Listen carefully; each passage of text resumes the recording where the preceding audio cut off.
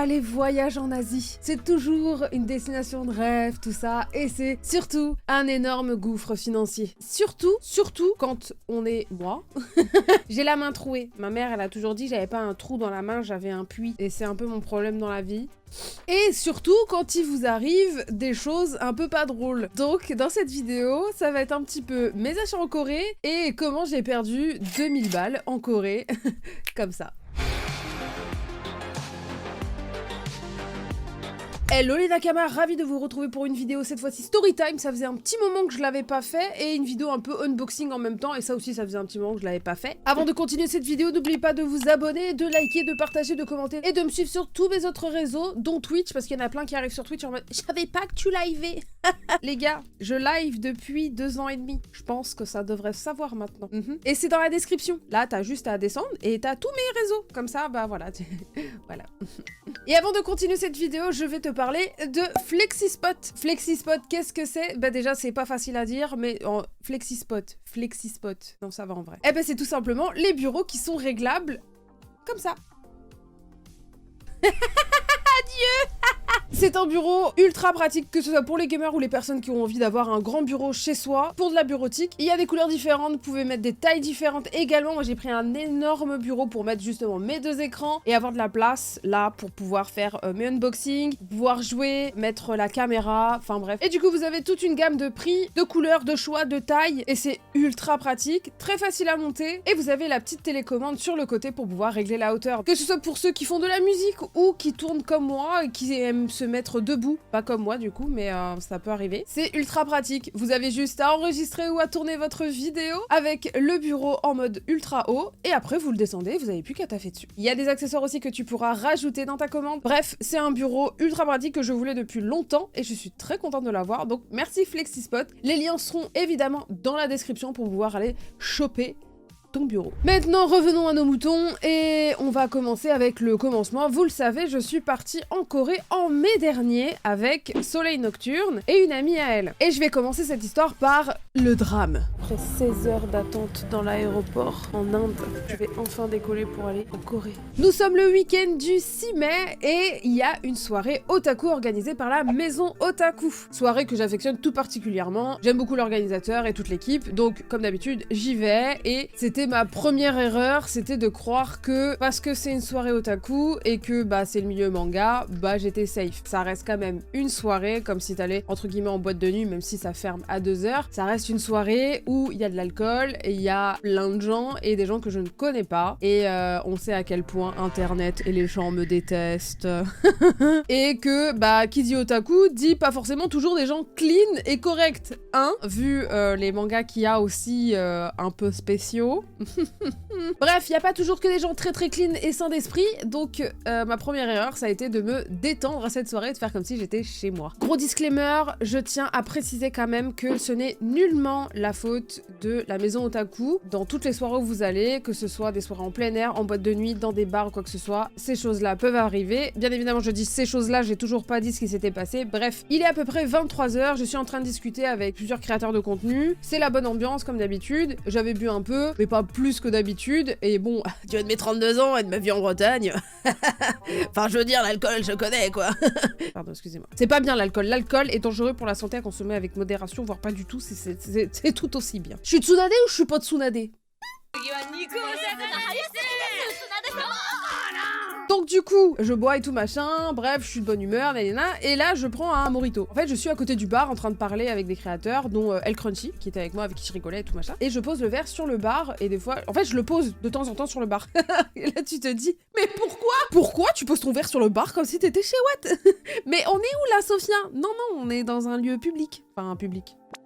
Voilà quoi. Et arrive à un moment donné, je pense qu'il est à peu près vers minuit et demi, on se dit qu'on va sortir dehors prendre l'air. Et au moment où je sors dehors et tout, je continue à discuter un peu avec eux. Et là, le drame. Je commence à avoir un truc qui me pète dans le crâne, mais genre une montée monstrueuse, comme si on m'avait mis une grande tarte dans la tronche. C'est pas le truc où, vous savez, quand vous avez trop bu, vous commencez à avoir la tête qui tourne et vous avez l'impression d'être dans un grand 8 et vous savez que c'est le moment, il va falloir rentrer chez soi, il va falloir vomir, c'est c'était le verre de trop et vous commencez à faire Oula, je me sens pas bien. Là, c'était pas ça. C'était vraiment comme si je m'étais pris une grande tarte dans la tronche. Tout commence à tourner, je commence à plus tenir debout. Là, vous commencez à vous dire, oula, ça sent mauvais. Et oui, ça sentait très mauvais. Réaction très très bête de ma part, ne faites jamais ça. Je fais aussi cette vidéo aussi par prévention parce que c'est hyper important de le savoir. Parce qu'il y a peut-être des personnes qui sont mineures qui vont regarder cette vidéo et peut-être qu'un jour vous sortirez en soirée, quoi que ce soit, et on n'est jamais à l'abri. Quand il vous arrive ça, ne faites jamais ce que j'ai fait. Je me suis isolée dehors, un peu sur le côté, toute seule. Là, vous vous dites, mais Sophia, est-ce que t'es débile? T'es con? Tu voulais vraiment que ça finisse mal. Et heureusement, à ce moment-là, notre cher Mati sortait et en fait, il m'a vu partir. Il a dû me voir un peu chancelante. Il m'a rejoint tout de suite. C'est-à-dire que je suis pas restée toute seule plus de 10 secondes en fait. Même si 10 secondes, ça peut être décisif. Mais vu qu'il y avait du monde et que lui, il m'a suivi direct, qui sait, peut-être que la personne qui m'a mis un truc dans le verre à ce moment-là, parce que oui, clairement, je vous le dis, on m'a mis du GHB, de la drogue dans le verre à ce moment-là. Et j'ai passé la pire nuit de ma vie. J'arrivais pas à tenir debout. J'en pouvais plus. J'avais l'impression que mon corps, il n'avait plus d'énergie. J'essayais de vomir, mais j'avais rien à vomir. Et je me sentais mal, et j'avais mal au ventre. C'était horrible. Vraiment, j'étais faible, mais d'une faiblesse incroyable. Et même en rentrant chez moi, quand on m'a ramené, parce que c'est les Seven, il y a Selim, un des membres des Seven Deadly Cheese, qui a pris ma voiture et qui m'a ramené chez moi. Et arrivé chez moi, du coup, il y avait mon copain. Encore à ce moment-là, je me dis pas que on m'a mis de la drogue dans le verre. J'ai jamais eu ça, et je me suis pas dit que ça allait m'arriver là, en fait. On n'y croit jamais vraiment. Et je dois dire aussi que les vigiles de la soirée n'ont pas été très prévenants, parce que je pense que quand on voit une fille dans cet état-là, le minimum à faire, c'est d'appeler les pompiers, parce que tout simplement, je vais pouvoir aller à l'hôpital, on va pouvoir me faire des prises de sang et de savoir qu'est-ce que j'ai dans le sang, et surtout pouvoir être perfusé, faire quelque chose pour que ça passe un peu mieux. Et ça n'a pas été le cas, donc ça, c'est au niveau de la sécu, ça n'a pas été ouf. Donc arrivé chez moi, je me suis dit, vu que c'était peut-être le verre de trop, même si à ce moment-là, j'avais pas vraiment le cerveau pour réfléchir vraiment à tout ce qui s'était passé, je vais sous la douche, et normalement, sous la douche, bah ça te fait du bien, et après, bah tu vas te coucher, et le lendemain, ça va mieux. Sous la douche, j'arrivais même pas à mettre debout. Mon copain m'a dit qu'à un moment, il a essayé de me soulever sous la douche, et je suis tombée. Et c'est vraiment le principe de cette drogue. Vous savez que c'est la drogue du VIOL. Donc le but, c'est de rendre la personne complètement faible, qu'elle ne soit pas en état de se défendre. Et c'est exactement ce qui s'est passé. Parce qu'après, quand il m'a mis au lit, ça a été le blackout pour moi. Je ne me souviens rien. Genre, j'aurais pu dormir comme ça, pas dans les draps. Je savais pas. Et en fait, je devais prendre l'avion le lendemain. Nous sommes samedi soir, le dimanche, je prends l'avion à 11h. On est en train de décoller avec Soleil pour aller à Séoul. Ouais. Vous la sentez venir ou pas, le truc? Vous le sentez ou pas? J'avais toujours pas fait ma valise. Toujours on time, Sophia. Voilà, moi je m'étais dit en fait j'allais rentrer de la soirée à 2h, j'allais faire ma valise, limite pas trop dormir, comme ça je dors dans l'avion. J'avais prévu mon truc, c'était carré et tout. Voilà, c'est la dernière fois que je fais pas ma valise avant. Et j'avais mis un réveil, bien évidemment. Je me réveille, j'ai l'impression que quelqu'un était en train de s'appuyer sur mon corps. C'est-à-dire que j'avais pas mal au crâne, c'était pas une gueule de bois, hein. Pas du tout. J'avais juste l'impression que quelqu'un était appuyé sur mes épaules, était en train de me dire non, tu ne te lèveras pas. Et j'ai essayé de me lever et c'était impossible de rester debout. J'étais dans un mal monstrueux, j'ai jamais été aussi mal de ma vie. Physiquement, c'était un enfer. Je vois que je n'arrive pas parce que j'ai essayé de faire ma valise, j'y arrive pas. J'ai appelé Soleil, je lui ai dit, il s'est passé un truc, hier soir je vais pas du tout bien. Elle m'a dit, bah écoute, je comprends et tout. Et je lui dis, bah je vais prendre un autre vol. Je prends un vol du coup le jour même et il y en avait un qui était pas trop cher parce que je voulais pas perdre trop d'argent non plus. Et ben, il allait en Inde. What? Et il faisait 16 heures d'escale à New Delhi. En fait, à ce moment-là, je me suis dit, bah ça t'apprendra à boire. Je suis en mode, what the fuck. Du coup, bah, je devais prendre l'avion le soir, toute seule, pour aller à New Delhi, faire 16 heures d'escale toute seule à New Delhi, et après partir à Séoul de New Delhi, voilà, avec Air India. Alors qu'à la base, je devais prendre l'avion de Eva Air, donc qui est une compagnie taïwanaise que je prends beaucoup, qui est une compagnie très très cool, on mange bien, enfin bref. Donc je suis passée de prendre ma petite compagnie tranquillou, j'allais bien manger, confort, sécure, Star Alliance, tout ça, hyper bien noté, à Air India. J'étais pas safe de prendre ça, quoi. L'après-midi, du coup, je finis ma valise, j'essaye de manger, quand je vous dis que j'arrive à avaler uniquement 2 pâtes, il y a rien d'autre qui passe. Là, je me suis dit, il y a un problème. Parce que normalement, quand t'es en lendemain de soirée, t'as faim. Là, c'était pas du tout le cas. Bref. J'arrive à l'aéroport, j'en pouvais plus. Mon corps était au bout de sa vie, ça ne voulait pas passer. Juste avant de prendre l'avion, j'appelle ma mère et ma mère me dit, mais Sophia, ça c'est pas l'alcool. Là, c'est la drogue. Donc, je me retrouve avec juste le fait d'avoir eu un truc dans le verre qui m'a niqué mon aller, qui m'a fait perdre du coup la moitié du billet billets d'avion. Je pense que l'aller en soi m'avait coûté 600 balles. Donc je crois le tout, ça avait payé 1200 € pour aller en Corée. C'était hyper cher parce que la période, voilà. Plus 380 € pour aller, pour prendre Air India. Donc on était déjà à 900 balles de perte. Là, bah, vous avez dû le suivre avec mes aventures sur TikTok, sur Insta. J'arrive dans cet avion, déjà, il n'y a rien qui marche. Ni les écouteurs, ni les écrans. Je me suis dit, il y a des problèmes électriques, les gars. On va mourir. J'essaie de dormir, la nourriture a été dégueulasse. Enfin bref, c'était un enfer. C'est dégueulasse.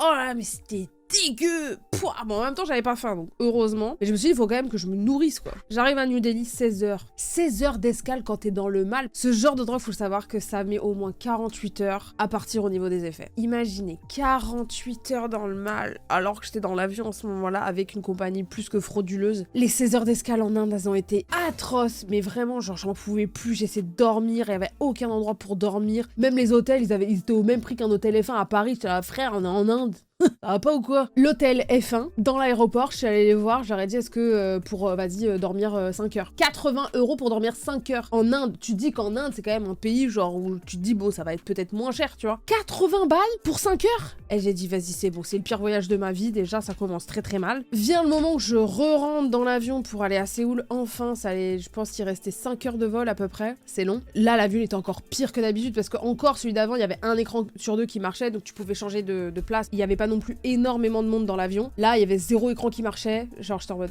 d'accord. Les sièges, il y avait des sièges de tissu qui étaient troués. Enfin bref, c'est la pire compagnie que j'ai prise de ma vie. Genre, c'est la première fois de ma vie que je me suis dit, on va peut-être mourir. S'il y a un problème, on n'aura jamais l'occasion de se dire, on va survivre. Genre, non. Peut-être qu'après, je me suis dit, ils sont tellement archaïques. Peut-être qu'ils ont prévu des parachutes pour qu'on saute. Je me suis dit, c'est la seule façon que je puisse survivre, mais c'est tout, quoi. Quand j'ai atterri, je vous dis, j'étais mais tellement heureuse. Si je suis en vie, les gars. Oh là là.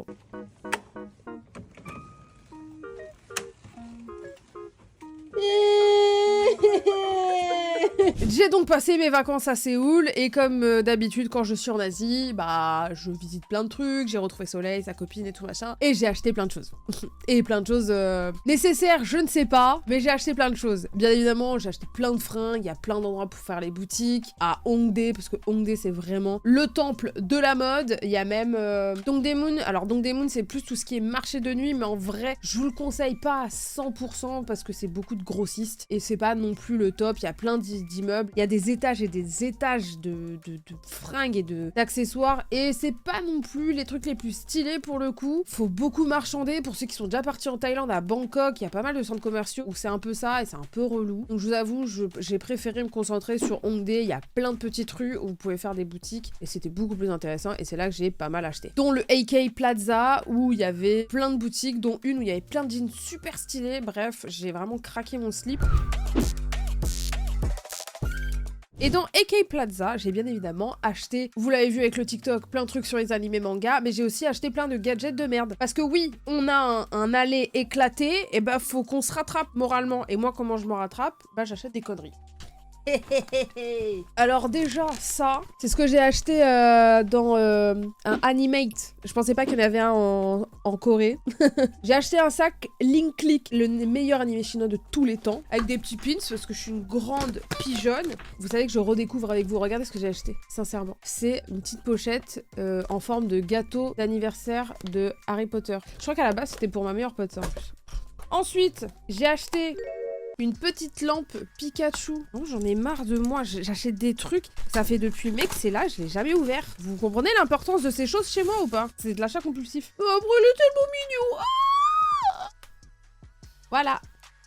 Eh ben, je suis contente.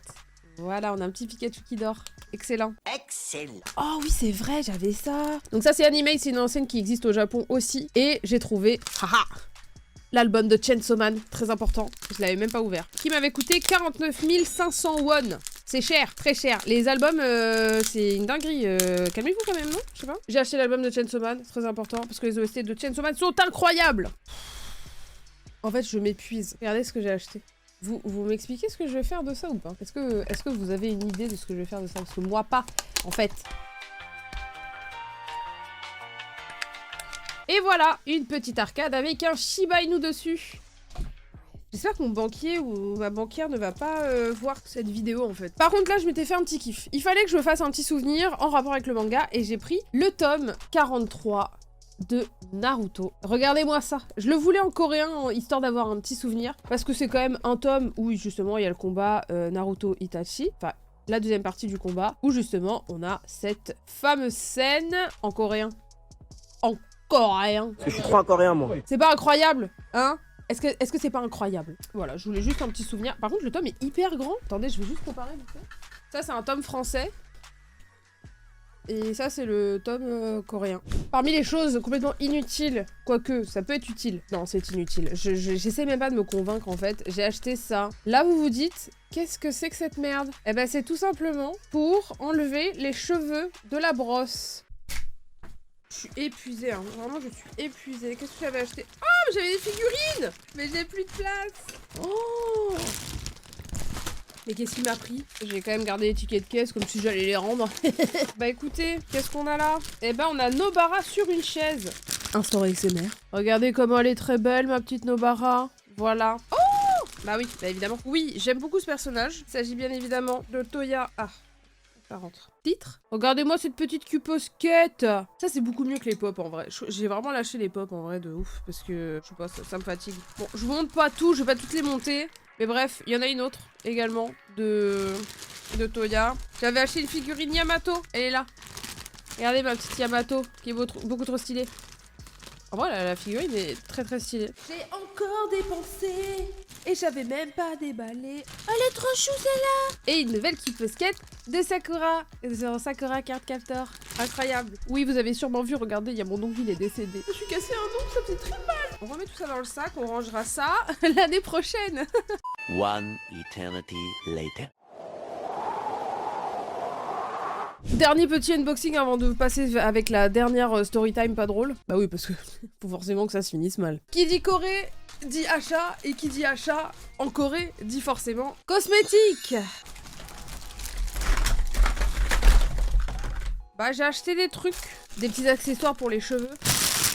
ASMR. En vrai de vrai, quand vous allez en Corée, c'est quand même un passage obligatoire, c'est le cosmétique parce que je ne prends que ça maintenant. Que ce soit les masques, les nettoyants pour le visage, que ce soit Tony Moly, Etude House, Skin Food, Too Cool for School aussi. Bref, à chaque fois, je fais le plein. Et il y a même des endroits où vous pouvez acheter du cosmétique en moins cher. Il y en a un à Myeongdong. Il y a un endroit où, en fait, vous avez plein de marques qui sont à moins 30, moins 40%. Et plein de petits échantillons qui coûtent vraiment que dalle, genre 2 €, des trucs comme ça. Enfin, des échantillons. Vous avez quand même pour un petit moment. Donc bref, j'ai acheté plein de trucs. Et je fais vraiment confiance à ces marques-là, dans le sens où je sais que les résultats sont vraiment bien. Et ma peau est vraiment réceptive à ça. Pourtant, j'ai pas la peau grasse. Parce que beaucoup disent oui. Mais les Coréens, ils ont la peau grasse, ils ont pas le même type de peau que nous. Oui, c'est vrai, mais par contre, pour le coup, je trouve que tout ce qui est point noir, nettoyant pour la peau, ou même lotions qui sont pas ultra grasses. Après, il y a vraiment de tout. Il y a quand même aussi de la gamme pour les peaux sèches, donc vous avez vraiment de tout. Je vous conseille à 100%, que ce soit mec ou meuf, de vous faire un petit kiff. Même, regardez les packaging. C'est pas trop stylé. Ceci est un masque. Et c'est un masque très cool de chez Tony Moly. La marque était arrivée en France, puis après, elle est pas restée. Super. Ah, j'en avais acheté un deuxième, génial. Un petit liner, un peu nacré pour la gueule. Je vous montre un dernier truc, une fraise. Il y a une fraise. Et ça sent la fraise, ce qui est quand même logique. Parce que si ça sentait pas la fraise, j'aurais pas compris, mais... Bref, les cosmétiques en Corée, c'est vraiment un délire. Et encore, là, il n'y a pas tout ce que j'ai acheté. Quoique, si, non, je sais plus. J'ai même acheté des trucs pour les cheveux. Bref, les cosmétiques en Corée, c'est vraiment le truc number one qu'il faut acheter. En vrai, si vous avez un petit budget, je pense que vous pouvez vous acheter au moins pour 200 balles de cosmétiques. Au moins, minimum, vraiment, minimum. Faites-vous un kiff. Maintenant que je vous ai montré en vite fait ce que j'avais acheté en Corée et comment j'ai aussi dépensé beaucoup de thunes là-bas avant de finir complètement ruiné avec la dernière story time. J'espère que vous êtes prêts parce que vraiment j'ai terminé ce voyage et ça m'a prouvé que c'était pas vraiment le meilleur voyage de ma vie, dans le sens où j'étais déjà partie une fois en Corée et que j'étais partie au Japon avant. Et bah cette story time m'a vraiment un peu refroidi de ouf. C'est la première fois que je suis rentrée en France en étant contente de rentrer en France. D'habitude je suis très... Non, je vais pas rentrer, non je veux pas, les Parisiens ils sont pas gentils. Là vraiment j'étais en mode je veux rentrer chez moi, je veux être chez moi. Il faut savoir que du coup j'avais pris l'aller l'aller-retour avec Eva Air, celui que j'ai pas pu prendre l'aller du coup avec Soleil. L'aller était le 7 mai et je devais rentrer le jeudi 18 parce que le lendemain il y avait Yatta le vendredi soir. Et en plus je devais présenter Yatta. Voilà. Donc c'était vraiment genre il y avait aucun moyen de... Voilà. Lol. On part du coup à l'aéroport, on time, le bus arrive, on est bien, on dort dans le bus avec Soleil. Il faut savoir que sa pote était restée une nuit de plus, donc on rentrait que toutes les deux. On arrive à l'aéroport, on va du coup au guichet, tout ça, naninana, moi je donne mon passeport. Faut savoir que la journée avant, on a essayé de faire le check-in en ligne avant et j'ai vu que ça marchait pas. Alors c'était pas la première fois que je voyais que ça marchait pas, mais je me suis pas posé de questions. Donc j'arrive au check-in et là la meuf, elle prend mes passeports et elle me regarde, elle fait et après elle va voir une autre collègue à droite et là j'étais là en mode et je sais pas, je commençais à me dire ça pue la merde, qu'est-ce qui se passe encore? Et là elle me dit pour mademoiselle donc Léa Soleil c'est ok mais pour vous c'est non. J'étais là en mode quoi? Qu'est-ce qu'elle raconte la Wiss? Elle me dit en fait, malheureusement vous n'êtes pas dans le fichier, vous avez pas pris l'aller, donc votre retour, il est plus là quoi. Je me suis dit, attends quoi? Dans quel monde on vit là? J'ai payé pour cet avion, j'ai raté l'aller, c'est déjà un gouffre financier, et là tu me dis que je peux pas prendre le retour alors que je suis là. Allô? Et ma place est assurée normalement. Eh ben non, il faut savoir que dans beaucoup de compagnies, surtout les grosses compagnies, lorsque vous ne prenez pas l'aller, eh ben votre retour, surtout qu'ils se disent que c'est des longues distances, si vous n'y allez pas, c'est que peut-être vous avez pas pris d'autres machins. Puis ils vous envoient pas de mail, ils vous disent pas, vous avez pas pris l'aller, attention, non, ils te préviennent pas. C'est peut-être dans les petites lignes, des astérix, des grandes conditions à lire sur 3 jours, et en fait, du coup, ils revendent votre retour. Je suis qui moi? Je suis ta Et là, je me suis dit, attends, c'est une blague. Vraiment, c'est une blague. Je suis épuisée de ce voyage. L'aller a été horrible. Et je commence vraiment à perdre patience, mais je suis pas une Karen. Moi, j'arrive pas à être en mode yeah, c'est une blague, appelez-moi. Non, j'arrive pas. Surtout qu'en fait, on est face à des Coréens. Les Coréens, c'est un peu les Parisiens d'Asie. Ils s'en branlent complètement de toi, en fait. Genre, tu peux faire une crise, ça leur fera ni chaud ni froid. Je m'en fous.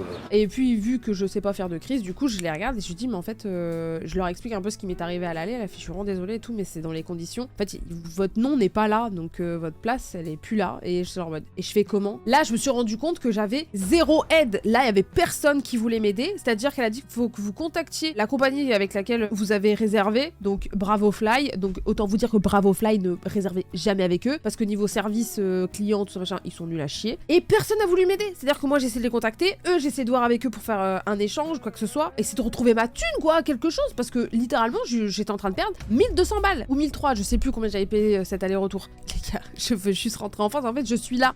C'est quoi le problème? J'ai payé en fait, pour moi c'était tellement cosmique comme histoire que c'était impossible qu'on me dise non tu rentres pas alors que t'es là et que t'as payé. Et sachant que j'avais jamais eu un seul mail de leur part pour dire attention vous n'avez pas pris l'aller, votre retour va être vendu, quoi que ce soit, rien du tout quoi. Je me retrouve en fait à devoir prendre un autre retour. Je n'ai eu aucun échange, aucune aide, rien, vraiment nada. Elle a dit la seule chose que vous pouvez faire c'est prendre un autre tour. Donc j'ai pris un autre tour et le moins cher c'était avec la même compagnie le lendemain à la même heure à 725 € le retour. On va faire un petit calcul ensemble de combien d'argent j'ai perdu. Allez on va dire grosso merdo 1002 l'aller-retour. À ça tu rajoutes 380 balles pour Air India avec des sièges troués et pas de film et nourriture dégueulasse. Et puis tu rajoutes 785 € pour le vol retour. Ce voyage m'a coûté ce montant. J'espère que ça va vous servir de leçon pour vous. À tous ceux qui louperont un vol, envoyez un mail, faites quelque chose, prévoyez à l'avance. Faites un truc avec la compagnie pour voir s'ils peuvent pas garder votre place, que vous soyez sûr de pouvoir rentrer. Parce que là, je me suis retrouvée en fait à Séoul, toute seule, dans l'aéroport. Léa en pleurs, en mode elle en avait marre. En fait, elle a pleuré pour moi, genre elle était... Moi, j'étais en chiale aussi, mais... Enfin, elle était dépitée de fou. Elle était, mais c'est quoi ce bordel? Et moi, j'étais en mode, j'en ai marre, j'en peux plus. La vie m'abandonne. Genre, j'en pouvais plus. Heureusement, vu que sa pote était restée une nuit de plus, elle m'a dit, bah viens dormir à mon hôtel, et elle prenait l'avion que je prenais le lendemain. C'est-à-dire qu'elle prenait l'avion de Eva Air à la même heure le lendemain, donc j'allais rentrer avec elle. Donc c'était vraiment le seul point qui m'a rassurée de ouf sur cette histoire, genre en mode je vais pas dormir toute seule, je vais pas, voilà, et donc il a fallu quand même que je traîne mon cul jusqu'au bus et que j'aille jusqu'à son hôtel, mais au moins voilà, le lendemain on a fait d'autres visites, j'ai fait un Samoyed café, donc c'est un café à Hongdae où il y avait les Samoyed, donc qui sont mes chiens préférés, c'était trop cool. Ça m'a permis un peu de sortir un peu toutes les mauvaises ondes que j'avais, de passer un peu de baume quoi au cœur, voilà.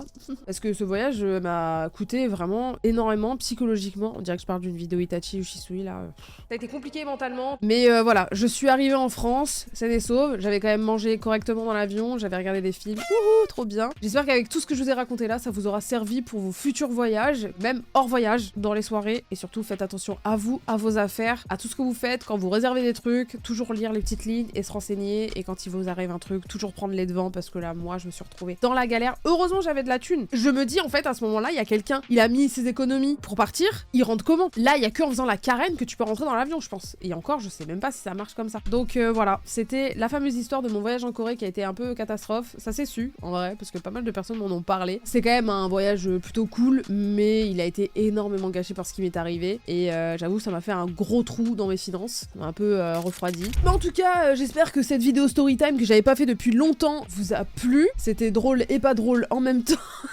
Je préfère en rire en même temps, en vrai, c'est quand même mieux. N'oubliez pas de vous abonner, de liker, de commenter, de partager comme d'habitude, d'aller voir mes dernières vidéos, dont la Shisui, parce que c'est important, hein. Faut aller voir la Shisui, s'il vous plaît. Et toutes mes autres vidéos, et tous mes autres réseaux. Et sur ce, bye bye les Nakama.